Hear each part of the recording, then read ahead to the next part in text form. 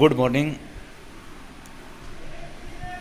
इस वीडियो के अंदर अपन सभी का स्वागत। और पिछले वीडियो के अंदर अपन ने जेनेटिक्स या आनुवंशिकी संबंधित टॉपिक पर चर्चा की थी। इसी कड़ी में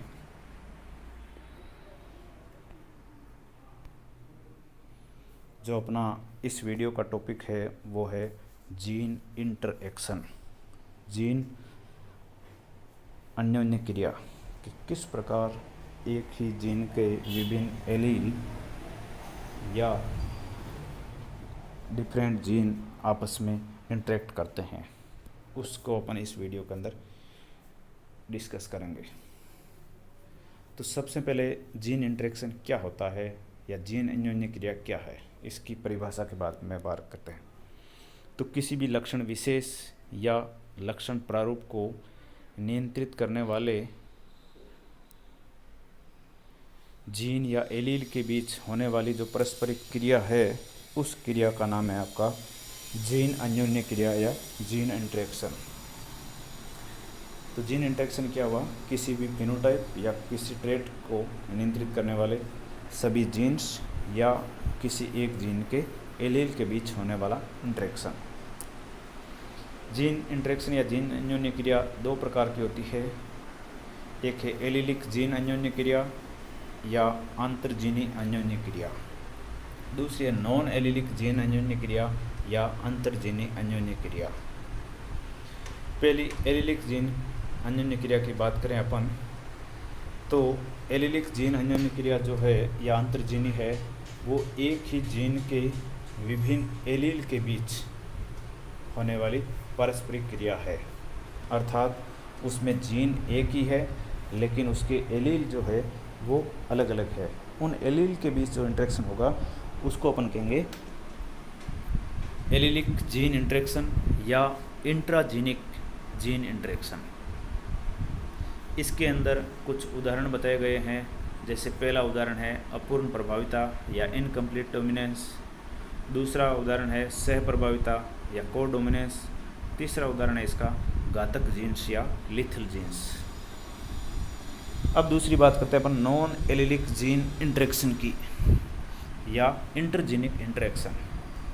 तो ये जीन इंटरेक्शन है जो एक ही गुणसूत्र पर स्थित विभिन्न जीनों या भिन्न भिन्न गुणसूत्रों पर स्थित विभिन्न जीनों के मध्य परस्पर क्रिया का परिणाम होता है। अर्थात इसमें अलग अलग जीन होते हैं। वो जीन एक ही गुणसूत्र पर स्थित हो सकते हैं अलग अलग जगह पर, या अलग अलग गुणसूत्रों पर भी स्थित हो सकते हैं। नॉन एलीलिक जो जीन इंटरेक्शन है उसके उदाहरणों के अंदर पहला है प्रबलता या एपिस्टेसिस, दूसरा है पूरक जीन या सप्लीमेंट्री जीन, तीसरा है कॉम्प्लीमेंट्री या संपूरक जीन, और चौथा है द्विक या डुप्लीकेट जीन्स। तो ये सब उदाहरण आपके नॉन एलीलिक जीन इंटरेक्शन के हैं। अब इसके अंदर जो आपके सिलेबस के अंदर है उसके अंदर आपको पढ़ना है इनकम्प्लीट डोमिनेंस या अपूर्ण प्रभाविता। अपूर्ण प्रभाविता से पहले अपन एक टॉपिक पर चर्चा करते हैं प्रभाविता। तो प्रभाविता दो प्रकार की हो सकती है, एक तो पूर्ण प्रभाविता होती है और एक अपूर्ण प्रभाविता। पूर्ण प्रभाविता अपन मेंडल के अंदर पढ़ चुके हैं कि अगर दो विपर्यासी लक्षणों में भिन्न अगर शुद्ध जनकों के बीच संकरण कराया जाता है तो F1 पीढ़ी के अंदर एक लक्षण प्रकट होता है जबकि दूसरा लक्षण छिप जाता है। तो जो लक्षण प्रकट होता है उसे प्रभावी लक्षण कहते हैं, और जो छिप जाता है या अपने आप को प्रकट नहीं कर पाता उसे अप्रभावी लक्षण कहते हैं। तो वो होती है प्रभाविता की घटना जिसमें एक लक्षण दूसरे लक्षण के अभिव्यक्ति को दबा देता है। इससे भिन्न अपूर्ण प्रभाविता। अपूर्ण प्रभाविता में क्या होता है कि जब प्रभावी और अप्रभावी जनकों के बीच अगर संकरण कराया जाए तो F1 पीढ़ी में प्रभावी लक्षण प्रकट नहीं होता है जैसा कि मेंडल ने बताया था, लेकिन उनकी जगह पर क्या होगा, दोनों जनकों के बीच का मध्यवर्ती लक्षण प्रकट होता है। इसमें जो प्रभावी एलील है वो विषम युग्मजीय अवस्था में पूर्ण रूप से प्रभावी नहीं होता, अर्थात अपने आप को पूरी तरह प्रदर्शित नहीं कर पाता। ये घटना अपूर्ण प्रभाविता वाली पौधों के अंदर अधिक पाई जाती है। इसके कुछ उदाहरण बताए गए हैं। जैसे पहला उदाहरण है मिराबिलिस जलापा नामक पौधा है, दूसरा है आपका एंटीराइनम। अब अपूर्ण प्रभाविता की अपन डिटेल में चर्चा करते हैं कि मिराबिलिस जलापा, जिसका दूसरा नाम 4 o'clock प्लांट भी है, इसके अंदर किस प्रकार अपूर्ण प्रभाविता पाई जाती है। तो इसमें 3 प्रकार के पुष्प होते हैं। एक तो होता है लाल पुष्प, एक होता है सफ़ेद पुष्प और एक होते हैं गुलाबी पुष्प। तो जब शुद्ध लाल और शुद्ध सफ़ेद फूल वाले पौधों के बीच संकरण कराया जाता है तो F1PD में न तो लाल प्रकट होता है और न ही सफ़ेद प्रकट होता है, जबकि इनका बीच का जो मध्यवर्ती इंटरमीडिएट करैक्टर है गुलाबी फूल वाले पौधे प्राप्त होते हैं। तो लाल और सफ़ेद के बीच संकरण कराया गया तो गुलाबी इंटरमीडिएट प्राप्त हुआ, जिसको अपन ने नाम दिया अपूर्ण प्रभाविता। अब इन गुलाबी फूल वाले पौधों के बीच F1PD के अंदर अगर सेल्फिंग कराएंगे स्वपरागण तो F2PD प्राप्त होगी। F2PD के अंदर 3 प्रकार के पौधे प्राप्त होते हैं। एक तो लाल फूल वाले प्राप्त होते हैं, दूसरे गुलाबी फूल वाले और तीसरे सफ़ेद फूल वाले। अपूर्ण प्रभाविता का कारण जो है, क्योंकि इसमें 2 लक्षण अपन लेके चले तो इसके लिए 2 जिम्मेदार एलील है। इन दोनों एलील के मिश्रित प्रभाव के कारण जो घटना प्रकट होती है उसका नाम है अपूर्ण प्रभाविता, जिसको अपन इस स्लाइड के अंदर समझ सकते हैं कि मिराबिलिस जलापा के अंदर चेकर बोर्ड के द्वारा कैसे अपन अपूर्ण प्रभाविता को दर्शाते हैं। तो इसमें देख सकते हैं आप, सबसे पहले जनकों को लिया है। तो जनक एक तो लाल पुष्प वाले और दूसरा श्वेत पुष्प वाले।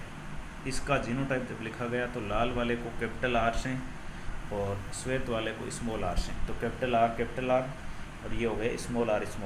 इनके जो युग्मक बने तो इनके अंदर सभी युग्मक कैपिटल R वाले बने, इसमें सभी युग्मक स्मॉल r वाले बने। F1PD हो गई तो इसमें एक एलील होगा कैपिटल R, दूसरा एलील होगा स्मॉल r। तो कैपिटल R स्मॉल r इसका जीनोटाइप है, जबकि इसका फिनोटाइप या लक्षण प्रारूप होगा गुलाबी रंग। अब इनके अंदर अपन सेल्फिंग कराएंगे तो पहले इनमें युग्मक बनेंगे स्वपरागण में। तो युग्मक इसमें 2 प्रकार के बनेंगे, आधे युग्मक होंगे कैपिटल R वाले, आधे युग्मक होंगे स्मॉल वाले। तो आधे युग्मक नर युग्मक के रूप में और आधे युग्मक मादा युग्मक के रूप में लेंगे। तो सबसे पहले जैसे कैपिटल R के साथ मैट कर रहा है तो जीनोटाइप बनेगा कैपिटल R जिसका फिनोटाइप होगा लाल। दूसरे के अंदर स्मॉल r कैपिटल R के साथ मैटिंग कर रहा है तो जीनोटाइप होगा कैपिटल R स्मॉल r, तो उसका फिनोटाइप होगा गुलाबी रंग। इसी तरह जैसे स्मॉल r को कैपिटल R के साथ लेंगे तो इसमें भी कैपिटल R स्मॉल r ये भी गुलाबी होगा, और लास्ट में होगा स्मॉल r। इस जीनोटाइप का जो फिनोटाइप होगा वो होगा श्वेत या सफ़ेद रंग। तो इसमें आप देखेंगे इसका लक्षण प्रारूप या फिनोटाइपिक जो रेशियो होगा वो होगा लाल, गुलाबी और सफ़ेद। ये होगा 1:2:1। और अगर जीनी संरचना की बात करें तो इसमें जीनी संरचना या जीनोटाइपिक रेशियो 3 प्रकार का प्राप्त होता है, कैपिटल R, स्मॉल r। ये होगा रेशियो 1:2:1, अर्थात इनकम्प्लीट डोमिनेंस या अपूर्ण प्रभाविता के अंदर सेम प्रकार का जीनोटाइप और फिनोटाइप रेशियो प्राप्त होता है। ये भी कई बार पूछते हैं कि ऐसी घटना बताइए जिसमें जीनोटाइप और फिनोटाइप सेम टाइप के होते हैं। इसमें जीनोटाइप भी 1:2:1 है और फिनोटाइप भी 1:2:1 है, जो कि अपूर्ण प्रभाविता के अंदर देखा गया। नेक्स्ट जो एलिलिक जीन इंटरेक्शन है, इसके अंदर दूसरा जो उदाहरण बताया अपन ने घातक जीन्स। घातक नाम से ही स्पष्ट है, नुकसान पहुंचाने वाले। तो घातक जीन ऐसे जीन होते हैं जो किसी जीव के लक्षणों के साथ साथ उसकी जीवन क्षमता को भी प्रभावित करते हैं। अर्थात ये लक्षण तो प्रकट करेंगे, उसके साथ साथ उसकी जीवन क्षमता पर भी प्रभाव डालेंगे। अब जीवन क्षमता पर इनके घातक प्रभाव के कारण जिस जीव के अंदर ये पाए जाते हैं, अर्थात धारक जीव है, उसकी ये मृत्यु का कारण बनते हैं। अधिकतर जो घातक जीन है वो अप्रभावी होते हैं। अप्रभावी क्यों होते हैं? क्योंकि जो प्रभावी घातक जीन होगा वो अपना प्रभाव विषम युग्मजीय अवस्था में भी दर्शाएगा। और प्रभावी घातक जीन उसी जीव के साथ खत्म हो जाता है, अर्थात उसका समष्टि जीनी संरचना से निष्कासन हो जाता है। अर्थात जो भी प्रकृति के अंदर घातक जीन बने हुए हैं वो सारे के सारे अप्रभावी है, क्योंकि प्रभावी घातक जीन उसी जीव के साथ उसका मृत्यु का कारण बन के नष्ट हो जाता है। अप्रभावी घातक जीन है वो मृत्यु का कारण तभी बनेंगे जब वो समयुग्मजीय अवस्था में रहेंगे, अर्थात विषम युग्मजीय अवस्था में अप्रभावी घातक जीन कई पीढ़ियों तक बने रहते हैं और ये मृत्यु का कारण तभी बनेंगे जब समयुग्मजीय अवस्था में आएंगे। इसके उदाहरणों के अंदर है एक चूहों के अंदर त्वचा का रंग बताया गया है, जिसकी खोज ल्यूसिएंट क्यूनोट ने की थी कि चूहों में त्वचा का रंग है वो घातक जीन का उदाहरण है। चूहों में त्वचा का रंग पीला हो सकता है, काला हो सकता है, भूरा हो सकता है या धूसर हो सकता है। इसमें जो पीला रंग है वो अन्य रंगों काले, भूरे, धूसर पर प्रभावी होता है और पीला रंग जो है वो विषम युग्मजीय अवस्था में ही मिलता है। तो पीले चूहों त्वचा वाले चूहों के अंदर अंत्य प्रजनन या इनब्रीडिंग कराया जाए आपस में, तो इसके अंदर पीले और भूरे चूहे प्राप्त होते हैं और पीले और भूरे चूहे जो प्राप्त होंगे उनका अनुपात होगा वो होगा 2:1, अर्थात 2 चूहे पीले रंग के त्वचा वाले होंगे और एक चूहा भूरी त्वचा वाला होगा।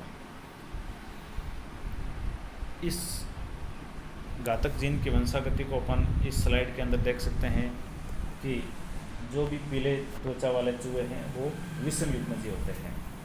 इनके अंदर अगर अपन ने अंत्य प्रजनन कराया तो सबसे पहले इसमें युग्मक बने। युग्मक इसमें 2 प्रकार के बनते हैं। आधे युग्मक के इसका पहले अपन फिनोटाइप और जीनोटाइप की बात करते हैं पेरेंट्स की।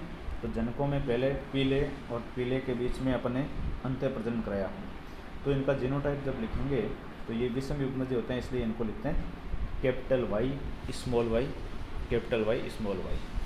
अब इनमें इंटरब्रीडिंग कराएंगे तो पहले अर्धसूत्री विभाजन के द्वारा युग्मक बनेंगे। तो युग्मक दोनों चूहों से बनने वाले आधे युग्मक होंगे कैपिटल Y वाले और आधे युग्मक होंगे स्मॉल y वाले। इन युग्मकों के अंदर जब अपन फर्टिलाइजेशन होगा तो आधे युग्मक नर युग्मक के रूप में काम करेंगे और आधे युग्मक मादा युग्मक के रूप में। तो इसमें जैसे सबसे पहले कैपिटल Y के साथ फर्टिलाइज हो रहा है तो जीनोटाइप बनेगा कैपिटल Y। दूसरी बार कैपिटल Y स्मॉल y के साथ बन रहा है तो उसका जीनोटाइप होगा कैपिटल Y स्मॉल y। तीसरी बार स्मॉल y कैपिटल Y के साथ है तो उसका जीनोटाइप होगा कैपिटल Y स्मॉल y। और चौथी बार स्मॉल y। तो इसमें जो पहला जीनोटाइप बन रहा है इस चेकर बोर्ड के अंदर कैपिटल Y, इसका फिनोटाइप होगा पीला।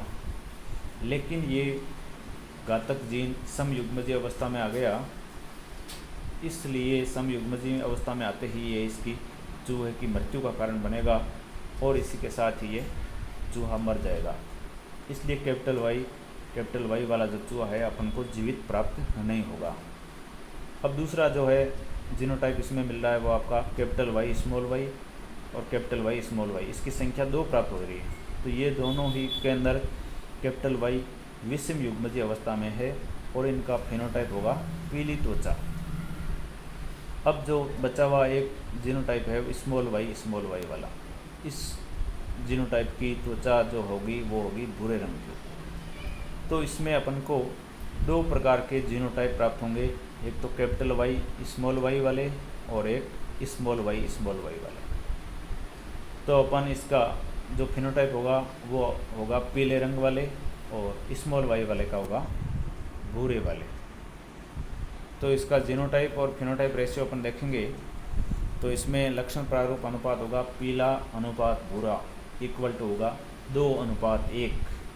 और जीनोटाइप अनुपात की बात करेंगे तो इसमें जीनोटाइप 2 प्रकार के प्राप्त होंगे, कैपिटल Y स्मॉल y अनुपात स्मॉल y इक्वल टू होगा 2:1, अर्थात इसमें 2:1 अनुपात प्राप्त होता है। अपूर्ण प्रभाविता की तरह भी इसमें ही जो लक्षण प्रारूप और जीन प्रारूप अनुपात दोनों एक ही प्रकार के प्राप्त होते हैं। तो इस प्रकार अपन ने इस वीडियो के अंदर जीन इंटरेक्शन की बात की, जो कि मेंडल के नियमों से अलग थी, क्योंकि मेंडल ने इसमें बताया था पहले कि F1PD का जो अनुपात बताया था, इसी तरह F1PD के अंदर प्रभावी लक्षण का बताया। तो उन घटनाओं से अलग इसके अंदर अपन ने अनुपात देखा कि दोनों के अंदर लक्षण प्रारूप और जीन प्रारूप अनुपात एक ही होते हैं। इन्हें अपन मेंडल के नियमों से विचलन के बारे में भी स्टडी कर सकते हैं, जीन इंटरेक्शन को। तो जीन इंटरेक्शन या मेंडल नियमों से विचलन दोनों का मतलब एक ही है। अब अपन नेक्स्ट वीडियो के अंदर इसके अंदर अपन ने पढ़ा एलिलिक जीन इंटरेक्शन, उसके अंदर पढ़ेंगे नॉन एलिलिक जीन इंटरेक्शन या इंटरजीनिक इंटरेक्शन। सभी को धन्यवाद और शुक्रिया।